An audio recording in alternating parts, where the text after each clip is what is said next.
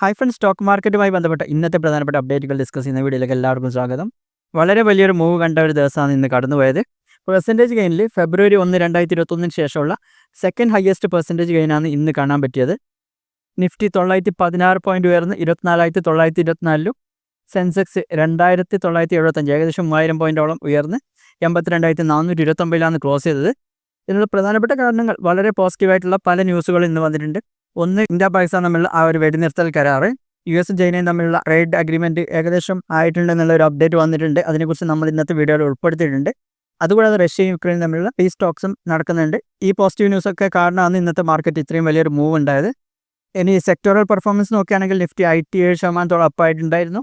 Nifty റിയൽറ്റിയും ഏകദേശം 6% അപ്പായിരുന്നു. നിഫ്റ്റി പവർ 5.4%, നിഫ്റ്റി എനർജി 4.9% അപ്പായിരുന്നു. മിഡ് ക്യാപ്പ് നോക്കുകയാണെങ്കിൽ 4.1% അപ്പായിരുന്നു. സ്മോൾ ക്യാപ്പും സെയിം തന്നെയാണ്, 4.1% അപ്പായിരുന്നു. ഇനി NSE അഡ്വാൻസ് ഡിക്ലൈൻ റേഷ്യോ നോക്കുകയാണെങ്കിൽ 2614 സ്റ്റോക്കുകൾ അഡ്വാൻസ് ചെയ്തപ്പോൾ 329 സ്റ്റോക്കുകൾ മാത്രമാണ് നെഗറ്റീവിൽ ക്ലോസ് ചെയ്തത്.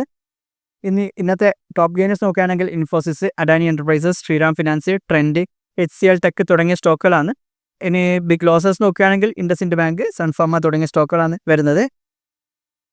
ഇന്നത്തെ ഏറ്റവും ബെസ്റ്റ് പെർഫോം ചെയ്ത സെക്ടർ ആയിരുന്ന IT സെക്ടർ തന്നെയാണ്. ഏറ്റവും മോശമായിട്ട് പെർഫോം ചെയ്ത സെക്ടർ ഫാർമ സെക്ടറാണ്. 0.15% മാത്രമാണ് അത് അപ്പായിട്ടുള്ളത്.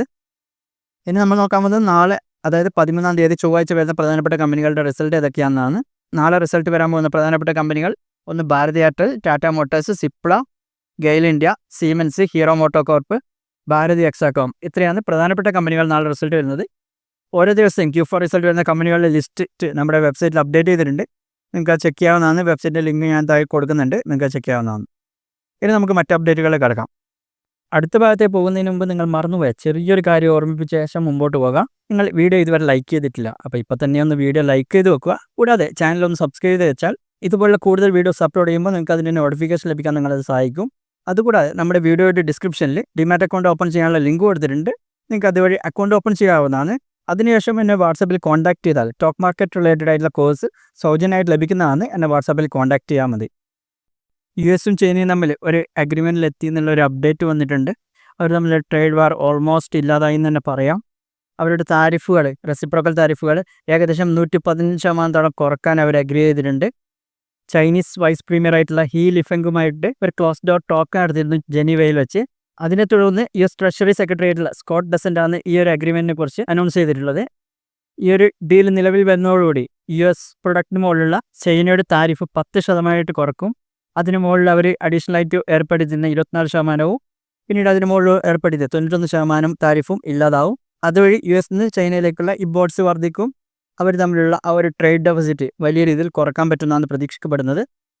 നമ്മൾ ഈ ഒരു ട്രേഡ് വാർ സ്റ്റാർട്ട് ചെയ്യുന്ന സമയത്ത് തന്നെ ഞാൻ പറഞ്ഞിരുന്നു, US പ്രധാന ലക്ഷ്യം അവർ മറ്റു രാജ്യങ്ങളായിട്ടുള്ള ട്രേഡ് ഡെഫിസിറ്റ് കുറക്കാൻ വേണ്ടിയാണ് ഈ ഒരു താരിഫ് എന്നുള്ള പ്രശ്നം ഉയർത്തിക്കൊണ്ടുവരുന്നത്. അതാണ് അവരുടെ പ്രധാനപ്പെട്ട ലക്ഷ്യമായിരുന്നത്.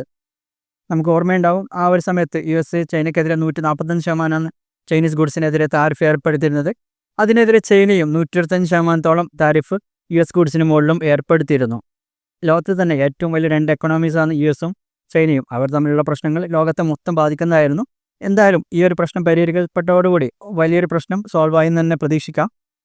ഇതിനെക്കുറിച്ചുള്ള കൂടുതൽ വിവരങ്ങൾ വരും ദിവസങ്ങളിൽ വരും. നമുക്ക് അതിനനുസരിച്ച് കൂടുതൽ കാര്യങ്ങൾ അപ്ഡേറ്റ് ചെയ്യാം. ഇന്ന് നമ്മൾ ആദ്യം നോക്കാൻ പോകുന്നത് ഏപ്രിൽ മാസത്തെ, കഴിഞ്ഞ മാസത്തെ മ്യൂച്വൽ ഫണ്ട് SIP കോൺട്രിബ്യൂഷനാണ്.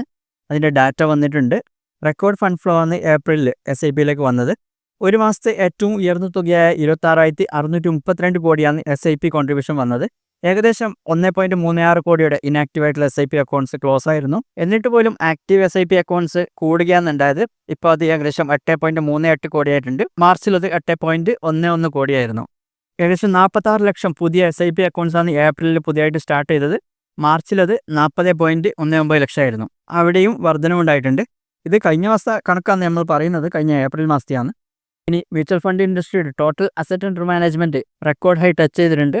70 ലക്ഷം കോടിയായിട്ടുണ്ട് ഏപ്രിലിൽ. അത് തൊട്ട് മുമ്പത്തെ മാസം മാർച്ച് മാസത്തിലത് 65.74 കോടിയായിരുന്നു. ടോട്ടൽ SIP ഇൻഫ്ലോ കൂടിയിട്ടുണ്ടെങ്കിലും ഇക്വിറ്റിയിലേക്കുള്ള ഫ്ലോ കുറഞ്ഞിട്ടുണ്ട്. ഏകദേശം 40% കുറഞ്ഞ് 24,000 കോടിയായിട്ടുണ്ട്. കഴിഞ്ഞ പീക്ക് കണ്ടത് നമ്മൾ ജൂൺ മാസത്തിലാണ്. കഴിഞ്ഞ 2024 ജൂൺ മാസത്തിൽ 40,000 കോടി ടച്ച് ചെയ്തിരുന്നു. ഇക്വിറ്റി മാർക്കറ്റ് അത്ര നല്ല പെർഫോമൻസ് അല്ല കഴിഞ്ഞ കുറച്ച് മാസത്തിൽ കാഴ്ചവെച്ചത്. അതുകൊണ്ടായിരിക്കാം ഈ ഒരു കുറവ് വന്നിട്ടുള്ളത്. പക്ഷേ മാർക്കറ്റ് തിരിച്ചു വരുമ്പോൾ അതിലും മാറ്റം വരും.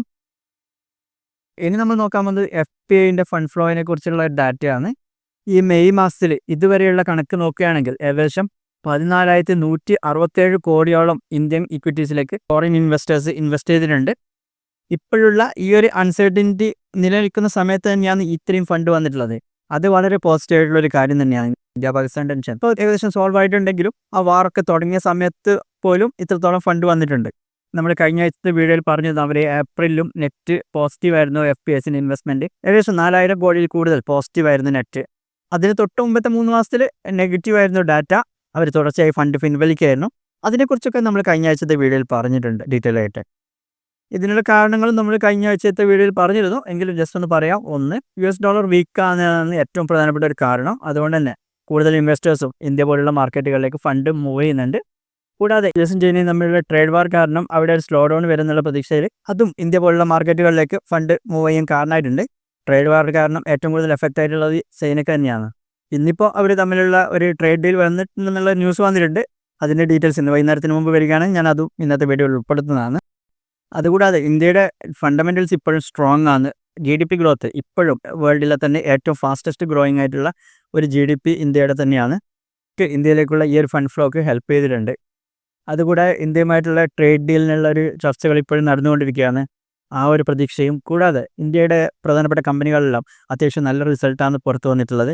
ഇതൊക്കെ ഇതിന് സഹായിച്ചിട്ടുണ്ട്. മെയ് 8-ാം തീയതി വരെ അതിന് തൊട്ട് മുമ്പുള്ള 16 ദിവസവും FIs കണ്ടിന്യൂസ് ആയിട്ട് മാർക്കറ്റിൽ ബൈ ചെയ്തിരുന്നു. ഏകദേശം 48,533 കോടിയാണ് അത്രയും ദിവസത്തിൽ മാർക്കറ്റിൽ വന്നത്. പക്ഷേ 9-ാം തീയതി അത്യാവശ്യം സെല്ലിംഗ് നടത്തിയിരുന്നു. 3,798 കോടിയുടെ സെല്ലിംഗ് അവർ നടത്തിയിരുന്നു. അടുത്തത് യെസ് ബാങ്കുമായി ബന്ധപ്പെട്ട ഒരു അപ്ഡേറ്റ് ആണ്. ഇതിനെക്കുറിച്ച് ഡീറ്റെയിൽ ആയിട്ട് നമ്മൾ കഴിഞ്ഞ ആഴ്ചത്തെ വീഡിയോയിൽ പറഞ്ഞിരുന്നു. പക്ഷേ അന്ന് ഇതൊരു ഊഹം മാത്രമായിരുന്നു.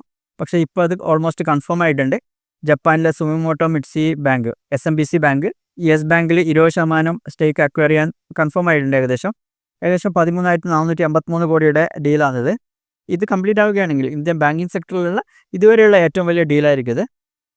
അന്ന് നമ്മൾ ഈ വീഡിയോ ചെയ്യുമ്പോൾ ഈ ന്യൂസ് അത്ര കൺഫേം ആയിരുന്നില്ല. പക്ഷേ ഇപ്പോൾ അതിൻ്റെ കൂടുതൽ ഡീറ്റെയിൽസ് വന്നിട്ടുണ്ട്. പക്ഷേ അന്ന് പറഞ്ഞിരുന്ന ചെറിയ വ്യത്യാസങ്ങളുണ്ട്. ഒന്നാമത് SBI നിന്ന് വാങ്ങുന്നത് 13.19% ഷെയറുകളായിരിക്കും. അത് ഏകദേശം 8,889 കോടിയുടെ ഡീലാണ്. ബാക്കി വരുന്ന 6.81% മറ്റു ബാങ്കുകളിൽ നിന്നായിരിക്കും വാങ്ങുന്നത്. ICICI, ആക്സിസ്, HDFC, കോട്ടാക്ക് തുടങ്ങിയ ബാങ്കുകൾക്ക് യെസ് ബാങ്കിൽ സ്റ്റേക്ക് ഉണ്ട്. അതായിരിക്കും വാങ്ങുന്നത്. ഒരു ഷെയറിന് മുകളിൽ 21 രൂപ 50 പൈസയായിരിക്കും പ്രൈസ് സെറ്റ് ചെയ്തിട്ടുള്ളത്. ഈ ഒരു ഡീൽ കഴിഞ്ഞാൽ SBIക്ക് ഏകദേശം 10% സ്റ്റേക്ക് അപ്പോഴും ബാക്കിയുണ്ടാവും. അവർക്ക് ഏകദേശം 23% മുകളിൽ സ്റ്റേക്ക് ഉണ്ടായിരുന്നു. അപ്പോൾ 13% വിറ്റാലും അവർക്ക് പിന്നെയും 10% സ്റ്റേക്ക് യെസ് ബാങ്കിൽ ബാക്കിയുണ്ടാവും.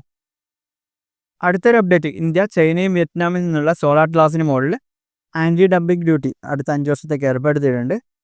ഒരു ടണ്ണിന് മുകളിൽ $570 മുതൽ $664 വരെയാണ് ഈ ഒരു ഡ്യൂട്ടി വരുന്നത്. ഇന്ത്യയിൽ ഈ ഫീൽഡിലെ ഒരു പ്രധാനപ്പെട്ട കമ്പനിയായിട്ടുള്ള ബോറോസിൽ റിന്യൂവബിൾസ് കൊമേഴ്സ് മിനിസ്ട്രിക്ക് ഒരു പെറ്റീഷൻ സമർപ്പിച്ചിരുന്നു ഇൻവെസ്റ്റിഗേഷന് വേണ്ടി. അത് ബേസ് ചെയ്തിട്ടുള്ള ഒരു ഇൻവെസ്റ്റിഗേഷൻ സ്റ്റാർട്ട് ചെയ്തിരുന്നു.